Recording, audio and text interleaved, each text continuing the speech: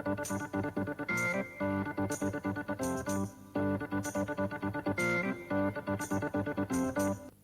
a housewife. I have been for nearly 40 years. Well, I'm not married, but I don't work anyways. I work in a fruit company, packing fruit. I'm a receptionist for the Building Society in town. Doing modelling at the moment. I've only got a few more weeks and I hope to become one then. So that's my ambition. I want to be an air hostess. I'm a welfare officer, Greek Welfare Centre. When I was young, girls never went out to work. Yeah, I worked for 2.5 years and I can't get a job at all. I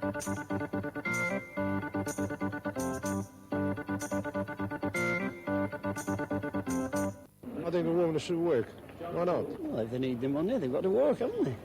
I think they should not work unless they're earning their own living or really and genuinely helping their husbands or getting ahead in life, not just to swipe men's jobs on the day of unemployment. It depends on whether they want to or not. I think a lot don't have much choice. It all depends on their needs, I think. If they feel the need to work, why not? They should work. If they are married women in particular, what do they get married for if they want to be a career woman? Married women have as much right as married men to work. Well, I think nowadays there is really a need for both husband and wife to work. Most young couples want to get a house, they want to start a family, and to do that they need the money. So I think it's okay. I'd like to think that women would stay home with their children when they're, say, 5 or 6 years, up to they're 5 or 6 years old. But after that, I think it's okay to go back to work. Yes, I think that the mother's place is in the home with the children. Well, if they have mother-in-law or her own mother to look after the children to help her out, they go to work.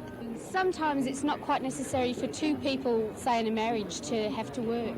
But I think it should not necessarily be the woman who shouldn't work. No, I don't agree with that, because there's a lot of married women now that have got jobs, and the younger girls, they can't get them because they've got them. They employ the married women because they think they're more reliable, and they don't give the younger person a chance. The married women need to work and they know they need the money, and that's the reason why they stick to their jobs, and we young ones tend to go one day and not the next. I'd like to see a percentage of the older women out of it. So, make them retire at 50 or something like that to give the kids a go. Well, I don't think they should sort of do jobs that's going to put men out of work, because the man is the breadwinner of the family, and I think it's more important for the man to have the job. The husband is a husband who's the breadwinner. The woman should do the woman's job, and the man should be able to do the man's job. The woman should work in the home for the family, and the man should work in the factory or somewhere else, isn't it? Or, some ladies prefer to work in an office, some ladies prefer to work outside. It all depends on them. I think office work is very suitable to women. I think it's like men, you do whatever you want to do, and if you're good at it, go ahead and do it. If the women have opportunity, they can do anything equal to a man. It'll depend. I don't expect to see a woman get out and do labourer's work. Oh, I don't know that we're physically equipped to do heavy labouring work. You've got to have certain muscles to do certain work. I don't think you could do heavy manual labour there. I haven't been brought up to it. I'm sure if a woman was trained to do physical labour, because you get women lifting weights in Olympic Games and throwing shot puts, so if they're trained to do it, I think they could do it, but not generally now. But let's be women and not want to take over and wear the pants, because then we can enjoy really being feminine, can't we? They're very clever. I think there are some very clever women in Australia, but I think a lot of them don't, perhaps get the opportunity. I think that, the one or two that are in Parliament are really very good. I think some women become power hungry and power mad, and they just go berserk, and they become so dominant with the power that they not only do it at work, they do it at home, and it's not right. Are they women or women livers? As John Wayne said once, he said, women's live, they can have as much as they like as long as the dinner's on the table at 6. And I've got to agree with him. It seems that in these days of so-called equality, people still have very strong ideas about the kinds of work that women should and shouldn't do. So where do these attitudes come from? Were they any different in the romantic and chivalrous days of our past, I wonder?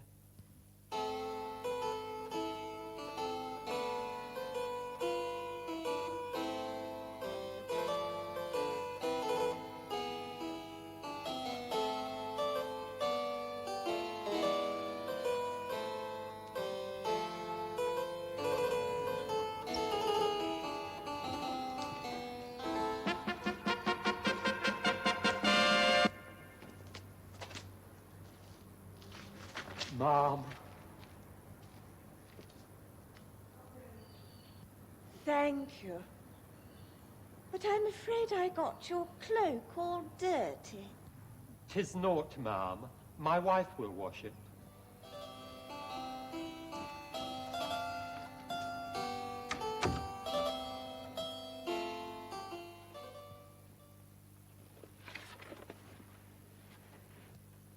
If we go back, before the Industrial Revolution, we find that the home and the workplace were one.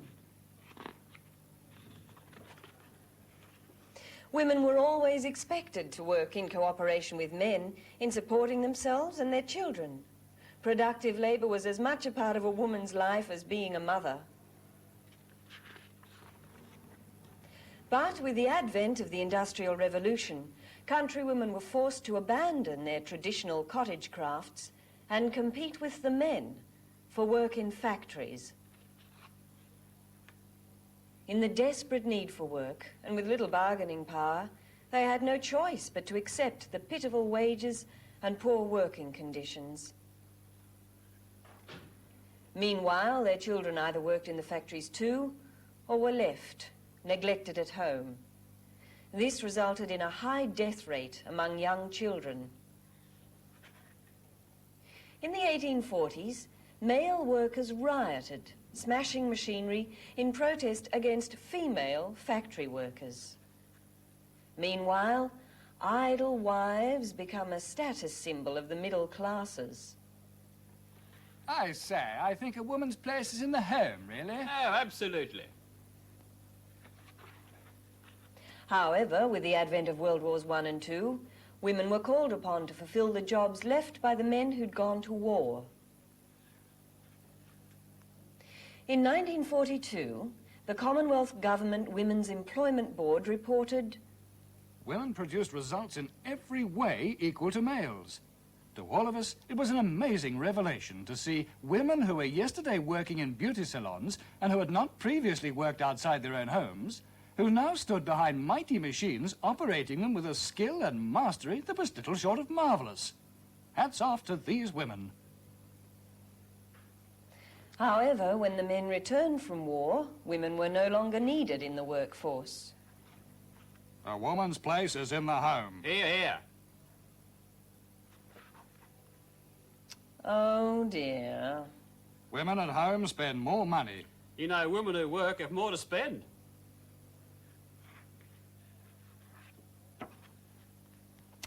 So, back they all go to work. Oh, no. Well, I think the woman's job is in the home and the house. So nothing has really changed. Or has it? When I was young, girls never went out to work. That started after the First War, you see, and you never thought of doing a job. You stayed home and, you know, helped and socialised a bit and that sort of thing. There was a lot of rubbish. No women sat at home and twiddled their fingers. They were all got work to do. Working class women I'm talking about. Doesn't matter whether they were schoolgirls, they'd have younger brothers. Big families were the thing. Family limitation hadn't been heard of, and big families were the usual thing. And they had to work. As soon as they were left school, which was 14 years of age, they had to go out and work to do something or other, to earn some money, or they remained at home and they worked possibly a damn sight harder in the home because other people were out at work. You see, they looking after the younger children and the others, and looking after the older ones that were going out to work. So there was none of them that sat at home and did nothing. From the outbreak of World War I until right up until well into the 30s, domestic service was still the main area for women who worked. And still, by far, the largest mass of women who worked were in domestic service. And what was the first job you ever had? I worked a 54-hour week for 6 and 9 pence per week. I had the most monotonous job anybody had ever thought of. The war had just broken out, and I was in what they called the view room at Vickers, Sons and Maxims, as it was then called. In the view room, I worked on something that nobody else I've ever met seems to remember, aerial darts.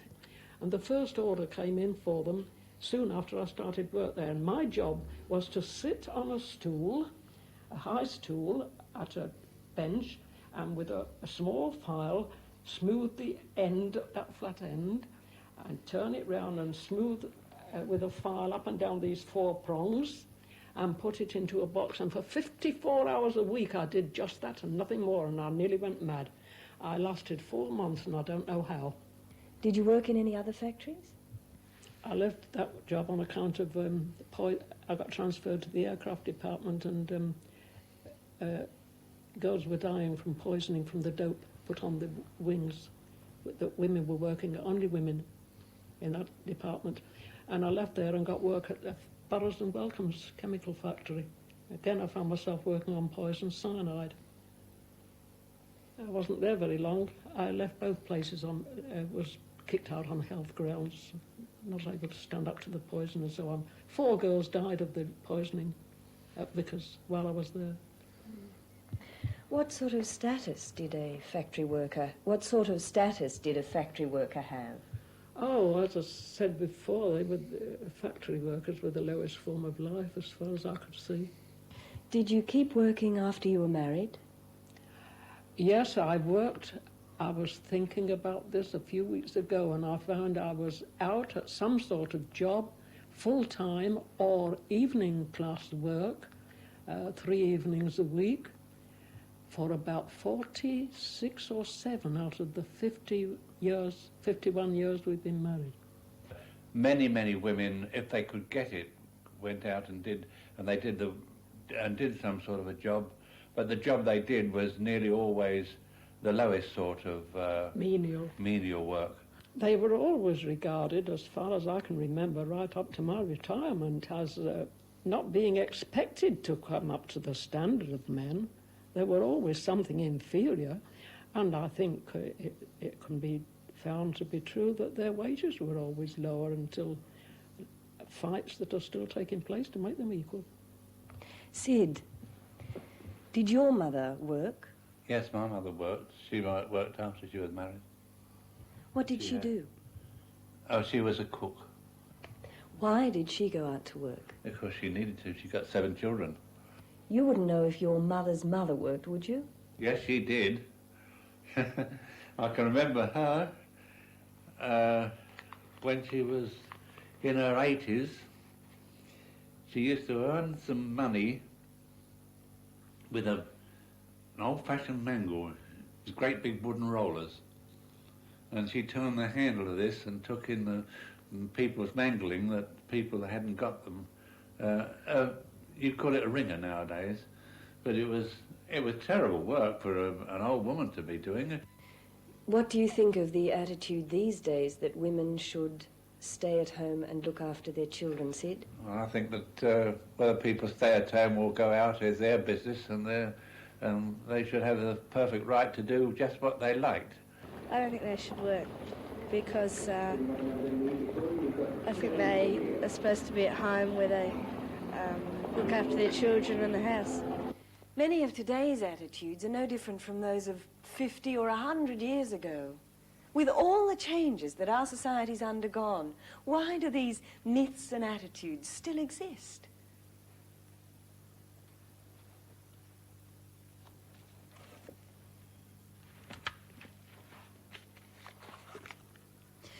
So John went outside to help Father chop the wood, and Mother asked Susan to help her get dinner ready.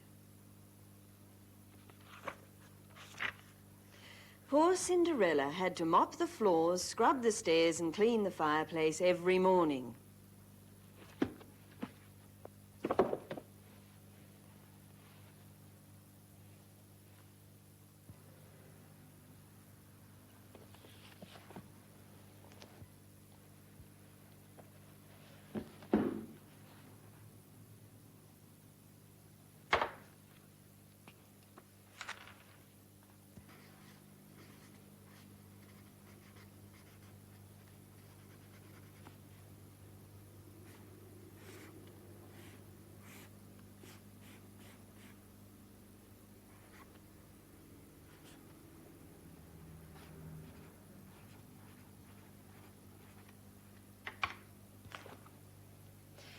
Think of the effect that it has on the attitudes of growing children when males and females are constantly seen in stereotype roles.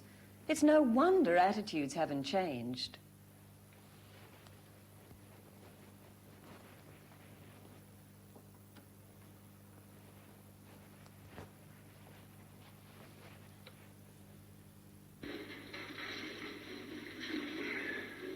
There we are. Oh, darling, it's wonderful. But where did you get the money? I sold a few things we don't need through Newsmart. It only took one phone call to the news. But what'll I do with my old mixer and mincer? Newsmart will take care of them too. Ring Newsmart on 510191 between 7 a.m. and 9 p.m. It's the cheapest classified in town. How's Jimmy feeling today? Oh, he's still not eating. Oh, try some Lucozade. It worked wonders when Sarah was ill. Well, how does it help? Well, the clue's on the label. Lucozade has concentrated glucose, but it's in solution, so it works quickly to help build up their energy again. When you're his mother and his nurse, it's good to have some Lucozade on hand. Lucozade is used in hospitals around the world because Lucozade aids recovery.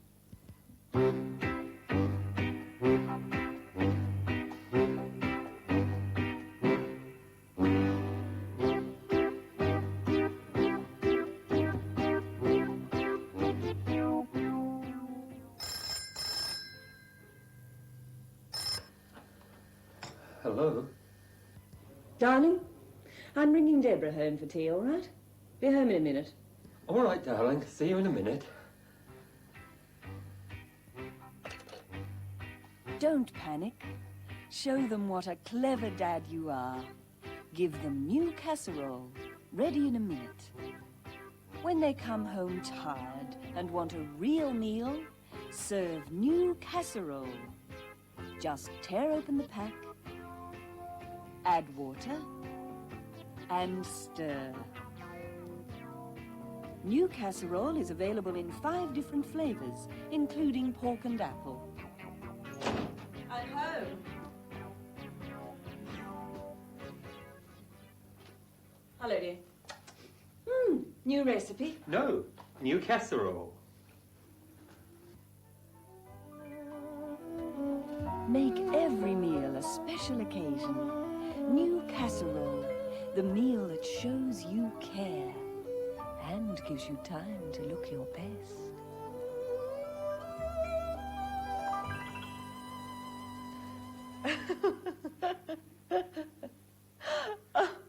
Oh, it's ridiculous, isn't it? Well, the myths certainly still exist. But what are the realities?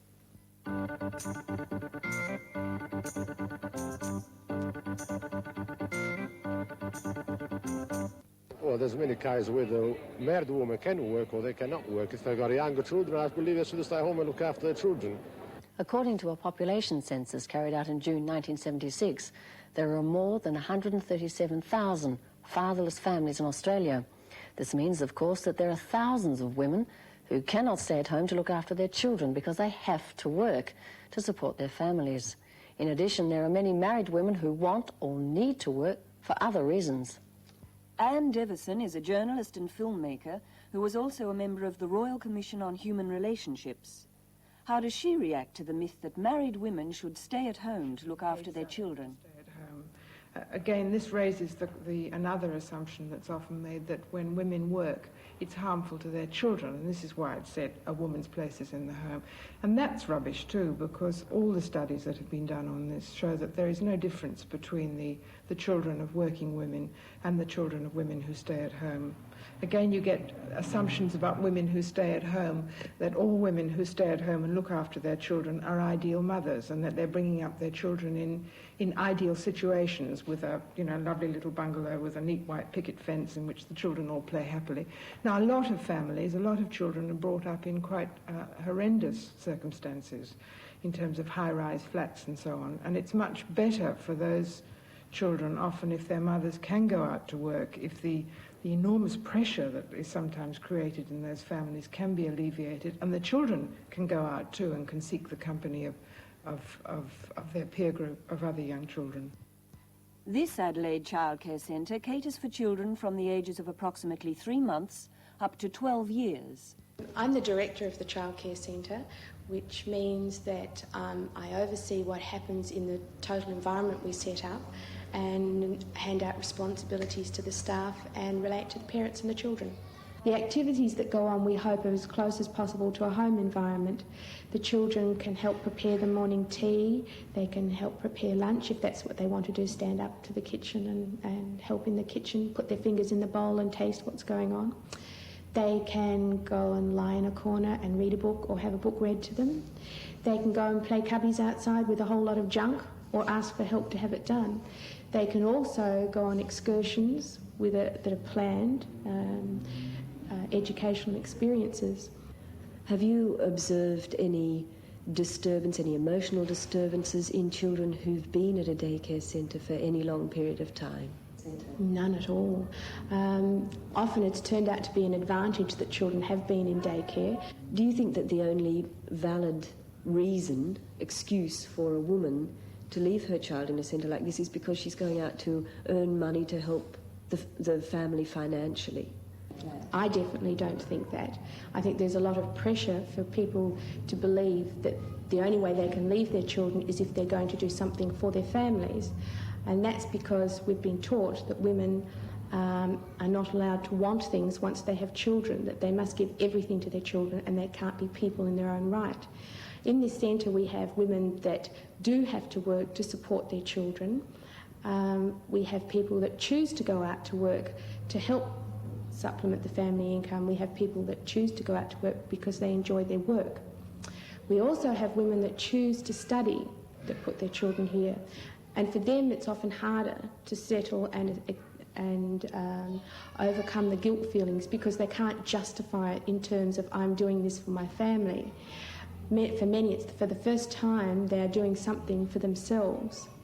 And for a while it's treated like a hobby, but the women start to get very positive feedback from people that they are intelligent people and they start to enjoy their experience as a student and doing things for themselves and the pleasure activities that go along with it, like pottery and craft and tennis.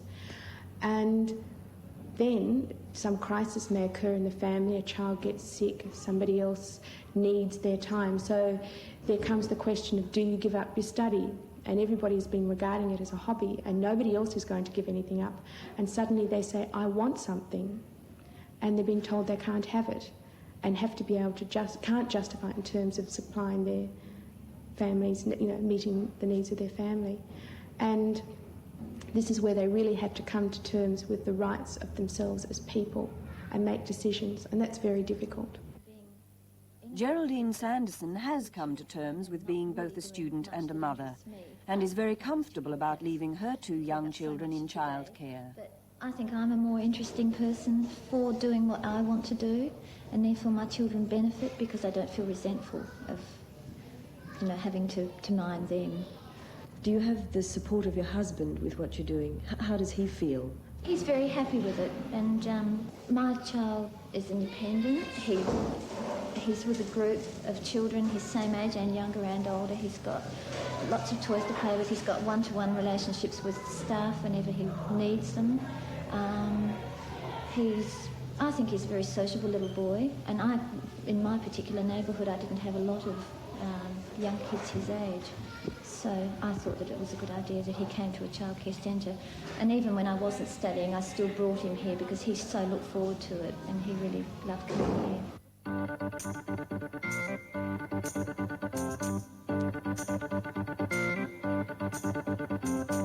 A lot of heavy lifting women can't do. Why not, do you think? Because they're not built for it. Women can't do heavy lifting. Most men are, on the average, stronger than women by at least 1/3.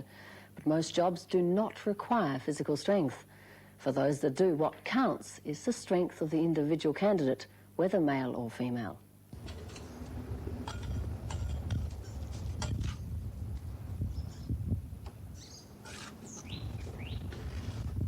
This whole thing of strength is a load of rubbish. You just learn where to place your body, how to hold things, what muscles to use and which ones not to.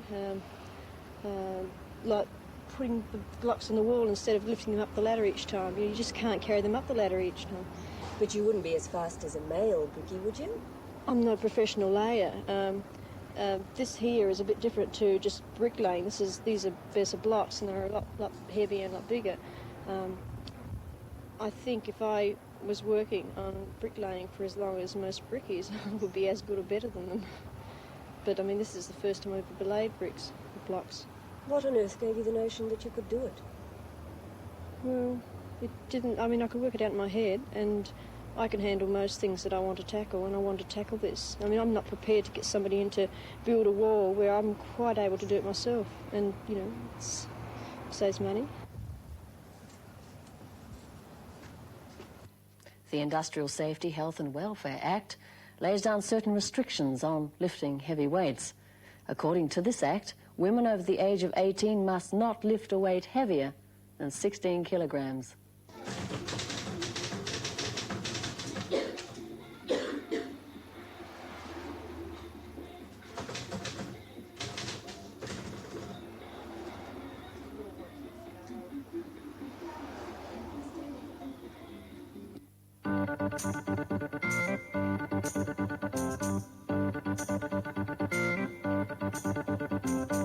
Would you like to comment on married women working? No, I'm not in favour of it because I think that's keeping the younger generation out of work, especially the school leavers.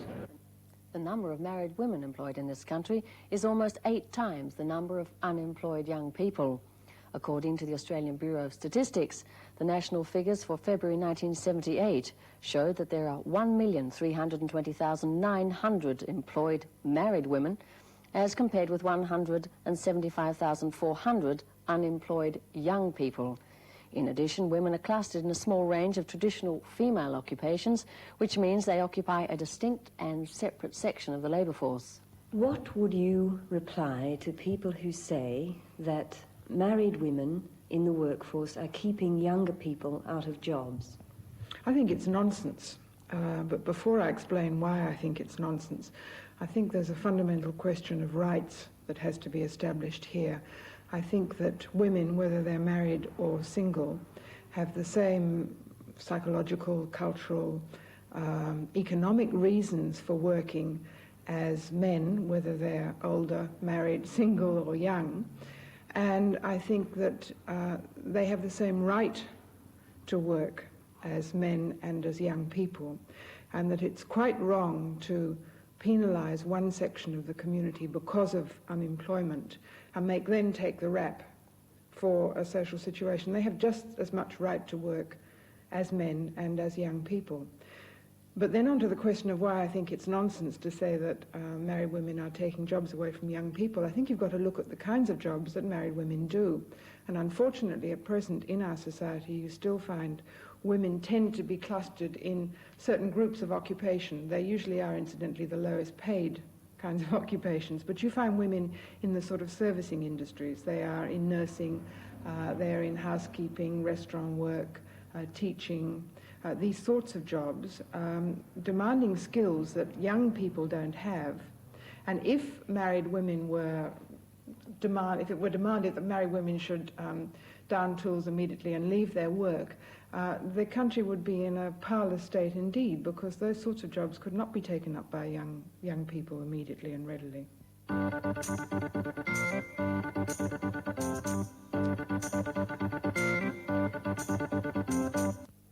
Well, I don't think they should sort of do jobs that's going to put men out of work, because the man is the breadwinner of the family, and I think it's more important for the man to have the job. In South Australia, nearly 1 family in 10 is a one-parent family. And in over 90% of these, the mother is the sole parent. In other words, she is single, widowed, divorced, or separated. In many two-parent families, the male's income is not sufficient, and the female's earnings are essential. I have 2 children still at school. They're 16, they're twins, and it's very, very hard. You know, you have to feed them and keep them and clothe them at 16 years old, and they want pocket money, and it really is very hard. You're trying to buy a house, you're paying a high mortgage, And so I'm hoping sometime I might get a job which will help our situation. What sort of job are you looking for? Well, I'm quite willing to take anything at all. I'll clean toilets, I'll scrub floors, I'll work in a shop. I've done a little general office work. I've done domestic work. I'll try sort of anything because I do really need a job. My husband brings home just over $100. And we put 60 away out of that just for the mortgage, and then there's 4 of us to keep on the rest of the money. It's often assumed that women only work because they want to buy a colour telly or a swimming pool or so on. Again, that is absolute rubbish. There was a study done very recently by the New South Wales Anti-Discrimination Board of the public service in New South Wales, and that's an enormous employer of people. And it was found that 70% of the women who worked in the New South Wales public service were self-supporting. They were either single women, or they were divorced, or they were widowed. They were women who needed that income. In some marriages, the women are breadwinners because they either have to work or choose to work while their husbands are not earning. Jill Lee has worked for over 8 years as a graphic artist. Almost a year ago, her husband gave up his job, and the Lees now live quite happily on Jill's wage alone. I really enjoy my work, and my husband was unhappy in his job, so we decided that I'd work. I've always had a greater earning capacity than my husband, so I've always earned more money than he has. What was your reaction when your husband first told you that he wanted to stop work? Well, I was a bit nervous from a financial point of view because we've always lived on 2 wages, and I sort of went through the we can't afford to live, you know, but once I did a few calculations, I thought, well, we can afford to live, and I'd much rather he get rid of his ulcer and do something that he wants to do rather than sort of come home really uptight every day. So after my initial shock, I was really quite pleased that he'd made the decision. So you don't feel that your being the breadwinner has caused a deterioration in your relationship? Definitely not. As a matter of fact, I think it's improved it because, as I said before, my husband is happy doing what he's doing now, which has made him a lot easier to live with, and I'm pleased that he is happy.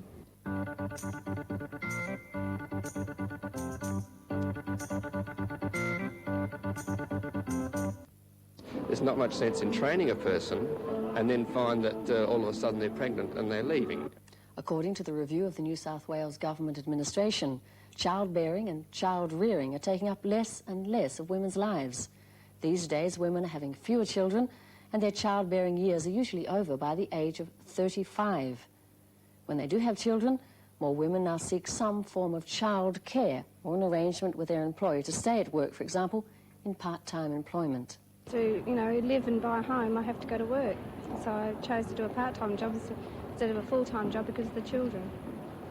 Do you think your children suffer at all because you work part-time? No, one's at school, the other one will be going to school next month.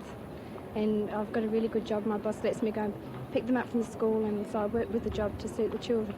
The more boring or unsatisfying the job, the more likely it is for a man or a woman to leave. Women, just like men, also leave jobs in search of career opportunities. Vance Stahl is an employer in a manufacturing business. Would he be hesitant about training a woman because she might leave to have babies? Not at all. I think if you look at the situation these days realistically, that perhaps if we were talking about 15 years ago, when I think society was vastly different, mobility of labour now has changed the situation in terms of men, and I think that if you can get, say, 3 years out of anybody, you'd be doing very well. If you could predict 3 years, if I could predict 3 years, I'd be very, very happy for either a male or a female. And the reasons why I say that are that I've seen so many men who've been trained very expensively move on to other professions, and I think that that is now becoming par for the course. If you look at the actual facts, the turnover rate for men and for women is about level pegging. They may leave for different reasons, but studies both in Australia and overseas, particularly in Canada, have shown that the retention rate, the amount of time, length of time that a woman stays in a job, if you compare that job with a similar kind of job held by a man, it's about the same.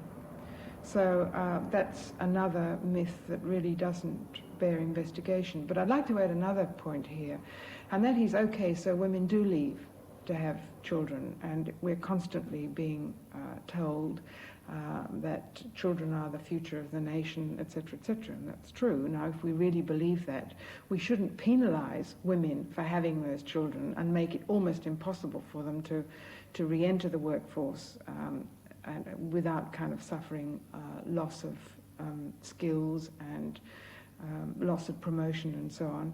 We should actually, I think, give them a bonus for having gone away and had children. And just as a country that sends its men to war, make sure that those men are not penalised when they want to return to the workforce. They give them every encouragement. If you look at the post-war programs of job training for men and so on, and every assurance taken that men could return to their jobs without having lost their place on the seniority tree. The same sort of thing ought to be done for women.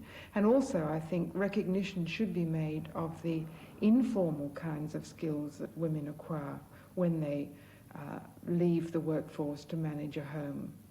Women acquire a great many skills in running a home, and that sort of job skill should be recognised.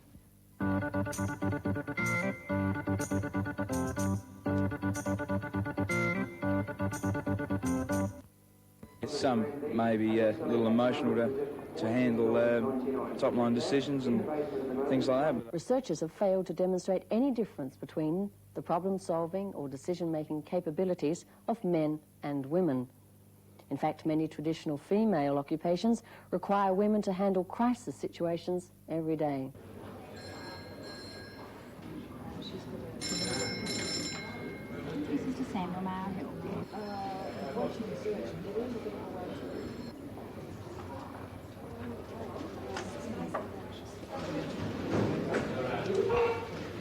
Mary Beasley is a commissioner of the Public Service Board and a former commissioner for equal opportunity in South Australia. Does she think that women are too emotional to make decisions? No, I don't think that at all. I think that's a myth that needs some exploding. I think probably women show their emotions more than a man. They've been conditioned to do that right from childhood. A young child, if it happens to be female, is not tapped on the shoulder when she cries like a small boy is and said, aha, you're a sissy if you do that. However, I think everybody individually has some emotions and certainly gives vent to them in a different way. But if a woman does, well, of course, she's always assessed as being emotional, and a man does exactly the same sort of thing, and they probably say, look, he's just bad-tempered or just having an off day. But certainly I think it's a myth that very much needs exploding. A lot of people think that women can't cope with crisis situations. Well, I think that, once again, that's nonsense. I think the women in the home certainly have to deal with crisis situations on a daily basis, with small children, with accidents.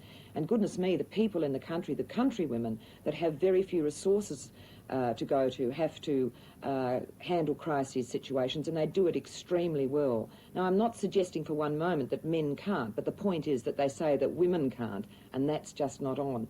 And goodness me, look at the area of nursing, where women have crisis situations to deal with on a daily basis, a life and death situation, and I'm sure they do it more than adequately. Do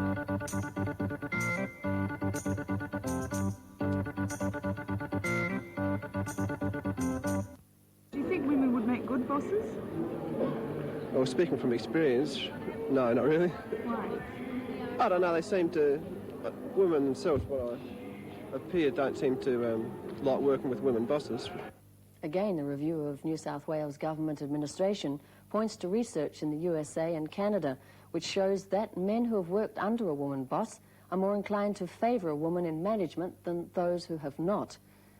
With management support and a clear statement of the woman's authority and responsibility, most employees will accept a female supervisor. This is the buying office of Black's Shoes, where the office manager is Julie McNamara. How does one of Julie's employees find working for a woman boss? Easy to work for, I find. It all depends on the woman, how they treat you.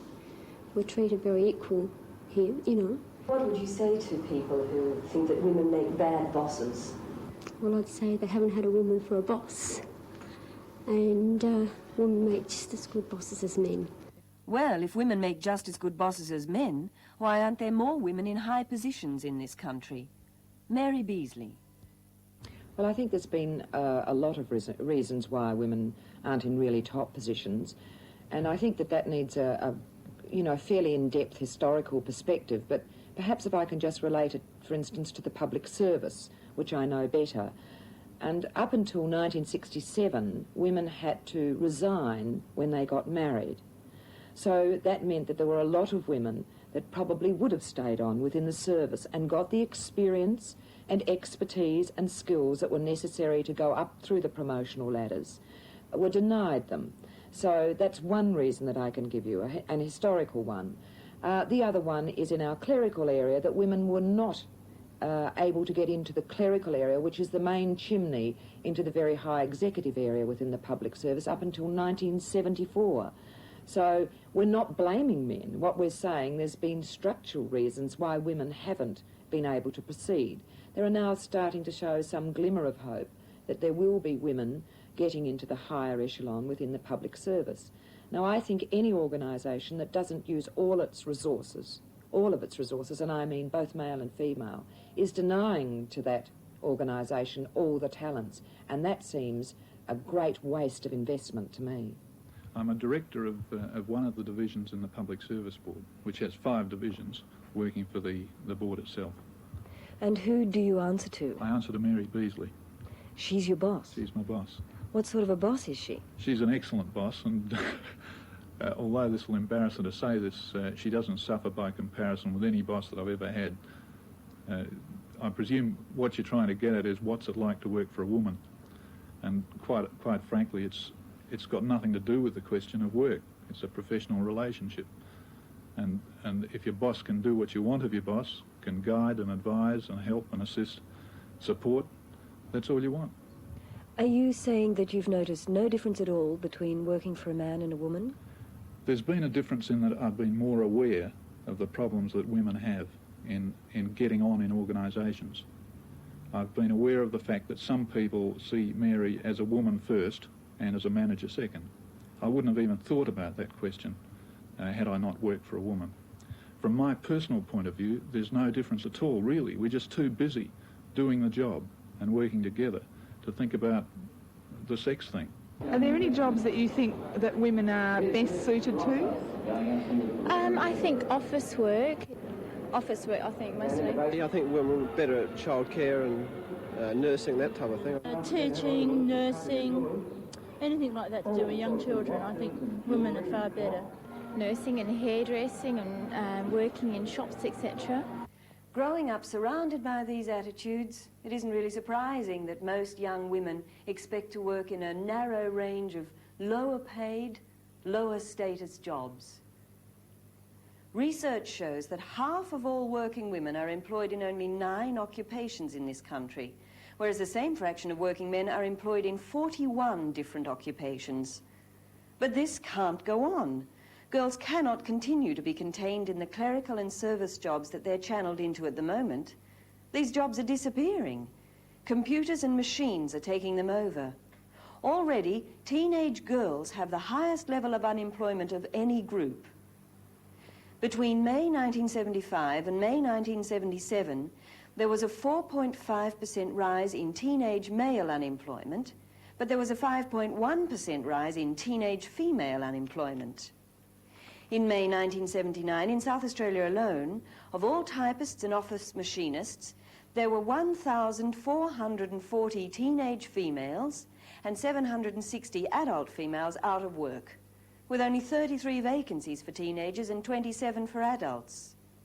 In the teaching profession, there were 285 females out of work and no vacancies. Of all matrons and nurses in South Australia, there were 100 teenage females and 177 adult females out of work, compared with 9 vacancies in the adult category only. In the hairdressing business, 160 teenage females and 39 adult females were out of work, with only 1 vacancy existing in the teenage area and 8 adult vacancies. And still young girls expect to work in these areas, because everyone else expects them to. But the jobs just aren't there anymore. Nor does getting married protect young women from having to find jobs.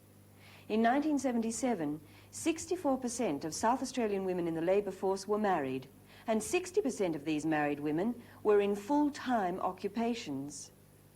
These days, most women, whether single or married, simply must take their career choices seriously. But in order to allow them the freedom to choose the way of life that best suits them as individuals, we must change the attitudes towards women and work. It's a long business. I think that we have changed enormously, even in the last 5 years. If you look back to the increase of women in the workforce, the fact that in 3 states in Australia now we have anti-discrimination legislation, the fact that we are aware of issues that 5-6 years ago we weren't even aware of. I think that schools are beginning to take notice of the sorts of prejudices that inhibit women, not only inhibit women from outside, but women inhibit their own development because they lack confidence. And I think that big employer organisations, if they really want to make the most of the talents that they have available, if they are prepared to recognise that a goodly percentage of the workforce now, 36% of the workforce is women, is made up of women, let's use the talents of women. And so that enlightened employers have set up career development workshops for women, programs to encourage women to be more assertive, to realise that they can do jobs rather than that they can't do them. So I think that's one way. I think schools programs are very essential. And it's important for women themselves to realise that their potential is unlimited, not to put blinkers on themselves, not to assume that because they're women they can't do certain jobs. Women are just as able to do jobs as men. I mean, some women can do some jobs, some men can't. And all those sorts of assumptions and myths in the past that inhibited women, look at the facts. And the facts usually confound the myths. So stick to the facts and stick to confidence in yourself.